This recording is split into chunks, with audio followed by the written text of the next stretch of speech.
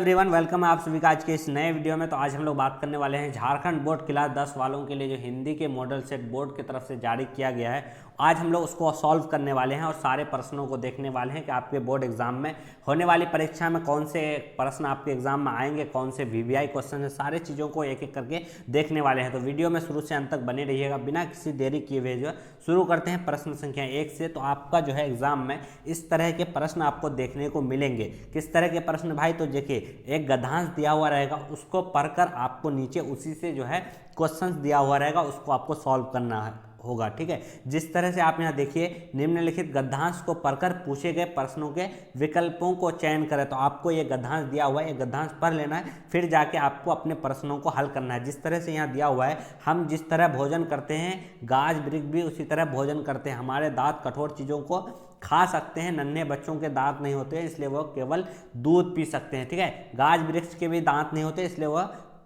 तरह जो है द्रव पदार्थों को भोजन ग्रहण करते हैं। ठीक है, चीनी यदि पानी में डालने पर चीनी जो है गल जाती है। ठीक है, चीनी पानी में डालने पर चीनी जो है गल जाती है। माटी में पानी डालने पर जो है उसके भीतर जो है बहुत से द्रव गल जाते हैं। ठीक है, गाछ वृक्ष वह ही तमाम द्रव सोखते हैं। जड़ों को पानी न मिलने पर पेड़ को भोजन बंद हो जाता है और पेड़ मर जाता है। ठीक है, तो यहाँ आपका पहला प्रश्न क्या दिया हुआ है? गाछ वृक्ष का अर्थ क्या होता है? तो गाछ वृक्ष का अर्थ क्या होता है, जिसका राइट आंसर हो जाएगा आपका गौ यानी पेड़ पौधा। ठीक है, काफ़ी आसान सवाल है। उसके बाद अगला क्वेश्चन जो आपका है, गाछ वृक्ष को के क्या नहीं होते हैं? तो भाई गाछ वृक्ष के क्या नहीं होते हैं? पत्ते भी होते हैं, ठीक है, फूल भी होते हैं और फल भी होते हैं। उसका जो नहीं होते हैं वो दांत होते हैं, जिसका राइट आंसर हो जाएगा आपका ख। ठीक है, उसके बाद अगला प्रश्न आपका दिया हुआ है, गाछ वृक्ष किसके द्वारा माटी से जो है रसपान करते हैं? माटी से जो है किसके द्वारा रसपान करते हैं? तो जड़ के द्वारा रसपान करते हैं, जिसका राइट आंसर हो जाएगा आपका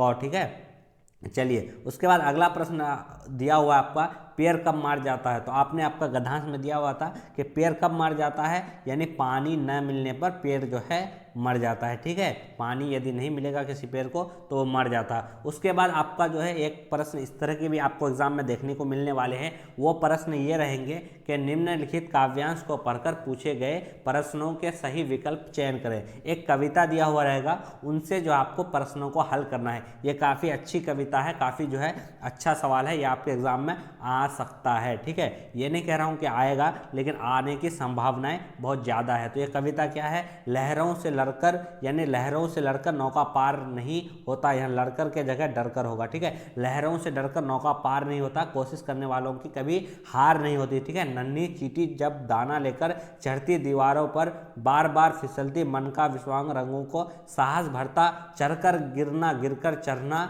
ना अखरता है, आखिर उसकी मेहनत बेकार नहीं होती, कोशिश करने वालों की कभी हार नहीं होती। बिल्कुल आप लोग मेहनत करिए और एग्जाम में अच्छे नंबर लाइए। तो देखिए सवाल क्या है आपका, इसी कविता से, किससे डरकर जो है नौका पार नहीं होता? नौका जो है लहरों से डरकर पार नहीं होता, आपकी कविता में ऊपर ही दिया हुआ है। ठीक है, नन्ही चींटी जो है दाना लेकर कहाँ चढ़ती है? तो नन्ही चींटी जो है दाना लेकर दीवारों पर चढ़ती है, जिसका राइट आंसर हो जाएगा ए। ठीक है, उसके बाद अगला आपका जो है प्रश्न दिया हुआ है, मन का विश्वास जो है रंगों में क्या भरता है? मन का विश्वास जो है रंगों में क्या भरता है? तो जिसका राइट आंसर हो जाएगा आपका साहस भरता है। ठीक है, जिसका राइट आंसर हो जाएगा 3 यानी साहस भरता है। ठीक है, चलिए उसके बाद अगला प्रश्न आपका दिया है, कोशिश करने वालों की जो है क्या नहीं होती है? कोशिश करने वालों की कभी हार नहीं होती, जो कोशिश करते हैं उसकी कभी हार नहीं होती, इसका राइट आंसर ये हो जाएगा। ठीक है, उसके बाद जो है आपका अगला प्रश्न आपका इस तरह से आने वाला है, निम्नलिखित प्रश्नों के सही विकल्पों का चयन करें। ठीक है, ये व्याकरण से आपका सवाल है,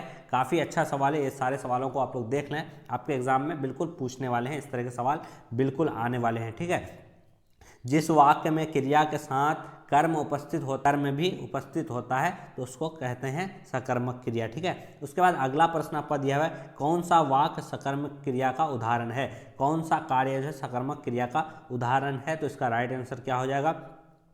सीता आम खाती है, यानी सीता क्या खाती है? तो सीता आम खाती है ना, यह सकर्मक क्रिया हो जाएगा। ठीक है, जिसको जो है सवाल करने पर जवाब मिल जाए, जैसे सीता क्या खाती है? तो सीता आम खाती है, तो उसका ये क्या हो गया? सकर्मक क्रिया हो गया, जिसका राइट आंसर हो जाएगा सीता आम खाती है। ठीक है, अगला प्रश्न आपका दिया हुआ है, शिक्षक विद्यार्थी को पढ़ाते हैं, शिक्षक जो है विद्यार्थी को पढ़ाते हैं, इस वाक्य की क्रियाभेद बताएं। इस वाक्य की क्रियाभेद क्या हो जाएगा? तो जिसका राइट आंसर हो जाएगा यानी ए सकर्मक क्रिया, ठीक है, सकर्मक क्रिया हो जाएंगे, ठीक है। चलिए दिया हुआ है, चलिए अगला प्रश्न आपका दिया हुआ है, मोहन आम खरीदता है, इस वाक्य में क्रियापद क्या होगा? तो क्रियापद खरीदना होगा, ठीक है, क्रियापद जो है खरीदता है हो जाएगा, ठीक है। चलिए अगला प्रश्न आपका दिया हुआ है, मुझे चला नहीं जाता, मुझे जो है चला नहीं जाता है, ये कौन सी क्रिया है? तो अगर मुझे चला नहीं जाता है तो ये क्या हो जाएगा? भाववाचक, यानी वो अपना भाव आपके सामने प्रकट करता है, यानी भाववाचक क्रिया हो जाएगा, ठीक है। चलिए अगला प्रश्न आपका दिया हुआ है, कर्तवाच्य वाक्य में क्रिया का लिंग और वचन, क्रिया का लिंग और वचन डैश के अनुसार होता है। कर्तवाच्य जो है वाक्य में क्रिया का लिंग जो है वचन डैश के अनुसार होता है, जिसका राइट आंसर हो जाएगा आपका क यानी कर्ता, ठीक है, वचन और कर्ता के अनुसार होता है, ठीक है। चलिए अगला प्रश्न आपका दिया हुआ है, अब यहाँ से चला जाए, अब यहाँ से चला जाए किस वाक्य का उदाहरण है? अब यहाँ से जो है चला जाए किस वाक्य का उदाहरण है? जिसका राइट आंसर हो जाएगा आपका गौ यानी भाववाचक है, ठीक है। चलिए अगला प्रश्न आपका दिया हुआ, भरपेट कौन सा समास है? भरपेट जो है वो कौन सा समास है? जिसका राइट आंसर हो जाएगा आपका क यानी अवयवी भाव समास, ठीक है। तत्पुरुष समास पद में कौन सा पद जो है प्रधान होता है? तो 17 नंबर का आपका राइट आंसर क्या हो जाएगा? ख यानी अंतिम पद जो है तत्पुरुष समास में अंतिम पद प्रधान होता है हमेशा से, ठीक है। चलिए का जो है अनेकार्थी कौन नहीं है? तो जिसका राइट आंसर हो जाएगा आपका नहीं है कहा है तो घर हो जाएगा, यानी बी जो है वो अनेकार्थी मित्र का नहीं है, ठीक है। चलिए अगला प्रश्न आपका दिया हुआ है, इनमें से अवयव का भेद नहीं है, इनमें से अवयव का भेद नहीं है, जिसका राइट आंसर हो जाएगा आपका क यानी क्रिया, ठीक है। बाकी क्रिया विशेषण समुच्चय बोधन निपात सारे जो है अवयव का भेद है, बाकी क्रिया जो है वो नहीं है, ठीक है। चलिए अगले प्रश्न है 20 में, जिस वाक्य में एक उपवाक्य एवं एक या एक से अधिक आश्रित उपवाक्य होते हैं उसे कथन को क्या कहते हैं? तो उस कथन को भाई देखो मिश्रित वाक्य कहते हैं। वाक्य के लिए अलग से एक वीडियो आप लोग के लिए डाल देंगे, आप देख सकते हो, ठीक है। उस तो क्या हो जाएगा? ये मिश्रित वाक्य हो जाएगा, ठीक है। उसके बाद अगला प्रश्न आपका दिया, डैश बहुत गर्मी है, रिक्त स्थान को भरना है, ठीक है। तो आपको अगर कभी गर्मी लगती है तो आप ये थोड़ी कहेंगे वाह बहुत गर्मी है, नहीं, आपका वहाँ क्या राइट आंसर हो जाएगा? उफ बहुत गर्मी है, यानी उफ बहुत गर्मी है, ठीक है। चलिए उस यानी गद्यांश है, प्रस्तुत गद्यांश को पढ़कर उचित विकल्प का चयन करें। पाने वाले को खुद के मुंह में पान ठुसा हुआ था, यानी पान वाले जो थे वो खुद के मुंह में पान ठुसा हुआ था। तो वह एक काला मोटा और खुश्क मिजाज आदमी था। हालदार साहब का प्रश्न सुनकर वह आंखों ही आंखों में हंसा, ठीक है। तो देखिए उसके बाद आपको प्रश्न क्या दिया है? प्रस्तुत से लिया गया है, तो जिसका राइट आंसर हो जाएगा क यानी नेताजी का चश्मा, ठीक है। चलिए उसके बाद अगला प्रश्न आपका दिया हुआ है कि पान वाले के मुंह में जो क्या ठुसा हुआ, तो वो पान वाले के मुंह में पान ही नहीं होगा भाई, ठीक है, पान वाले के मुंह में पान ठुसा हुआ था, ठीक है। राइट आंसर आपका हो जाएगा ग, ठीक है।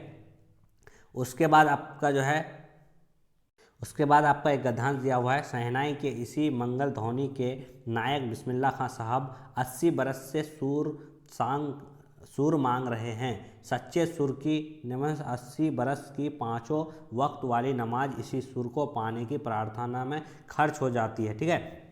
उसके बाद आपका प्रश्न दिया हुआ है, शहनाई की ध्वनि को क्या कहा जाता है? तो शहनाई की ध्वनि को क्या कहा जाता है? जिसका राइट आंसर हो जाएगा ख यानी मंगल ध्वनि, ठीक है। शहनाई की जो है ध्वनि को मंगल ध्वनि कहा जाता है, ठीक है। अगला प्रश्न आपका दिया हुआ है, लेखक ने शहनाई के मंगल ध्वनि का नायक किसे कहा है? लेखक ने जो है शहनाई के मंगल ध्वनि का नायक किसे कहा है? तो जिसका राइट आंसर हो जाएगा आपका क यानी बिस्मिल्लाह खां, ठीक है। चलिए कथित काव्यांश, पुरई नति पात रहत जल भीतर ता रस देह ना दागी, ज्यो जल महा तेल की गागरी बुन ना ताको लागी, ठीक है। तो इसमें प्रश्न आपका दिया हुआ है, पुरीनी पात का अर्थ क्या होता है? पुरीनी पात का जो है अर्थ क्या होता है? जिसका राइट आंसर हो जाएगा आपका ग यानी कमल का पत्ता, ठीक है। चलिए अगला प्रश्न आपका दिया हुआ है, इस पद के जो है रचयिता कौन थे? इस पद के रचयिता कौन थे? जिसका राइट आंसर हो जाएगा आपका घ यानी सूरदास, ठीक है।